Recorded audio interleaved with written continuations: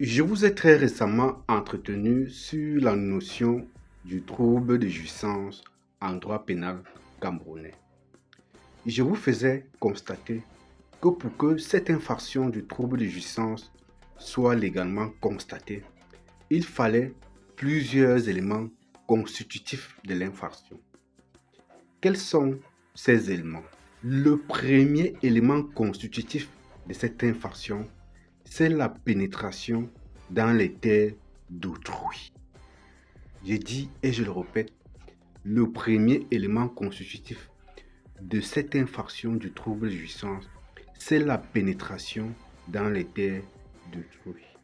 Il ne s'agit pas ici d'une simple présence sur le terrain, mais du maintien sur ce terrain-là avec intention d'y demeurer.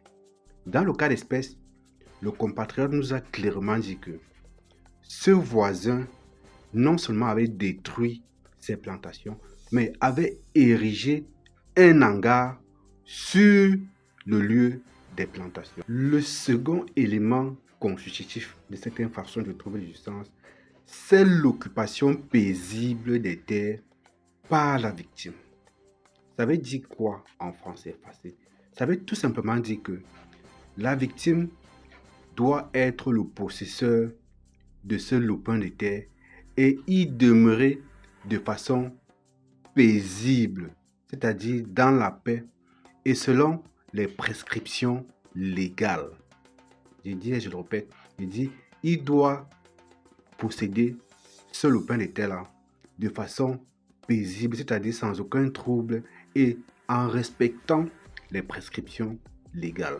J'espère que c'est très bien entendu. Le troisième et dernier élément constitutif de cette infraction de trouble de jouissance, c'est la création d'un environnement susceptible de créer le trouble à l'ordre public.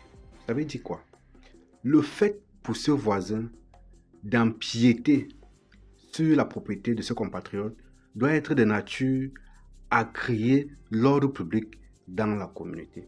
Et est-ce que c'est le cas avec notre situation? Oui, parce que non seulement ce voisin a envahi cette plantation, détruit les plants qui existaient, mais a commencé par expliquer que ce lopin de terre appartenait à ses parents. Ça veut dire quoi? Ça veut dire que le gars est là pour récupérer cette plantation-là parce que selon lui, c'est un legs ou c'est un bien qui appartenait à ses ancêtres. Vous comprenez là donc que le gars a clairement l'intention de troubler la quiétude qui existait entre eux voisins et dans la communauté aux alentours. Les amis, voilà donc de façon ramassée les trois éléments constitutifs de l'infraction du trouble de jouissance. Vous l'aurez compris, ce voisin particulièrement délinquant peut très bien être poursuivi sur le plan pénal pour trouble de jouissance. Tous les éléments constitutifs de l'infraction sont réunis dans le cas que nous venons d'évoquer. Pourquoi? Premièrement, ce compatriote a vu sa propriété foncière être envahie de façon illégale par son voisin. Non seulement elle a été envahie, mais ce voisin a détruit les plantations sur son lopin de terre. Et en détruisant les plantations, il a érigé un hangar à la place des plantations et il a manifesté l'intention de troubler la quiétude ou de troubler l'ordre public en racontant et en disant déjà que cette propriété foncière-là appartenait jadis à ses parents. Alors les amis, pour vous qui m'écoutez, partagez massivement cette vidéo parce que cette réalité, c'est le quotidien de plein de Camerounais. Pour vous autres qui êtes dans la diaspora et que vous souhaitez vous faire accompagner par des professionnels, une seule adresse, je ne le dirai jamais assez, le génie foncier. Nous nous ferons un plaisir de vous accompagner. À très bientôt.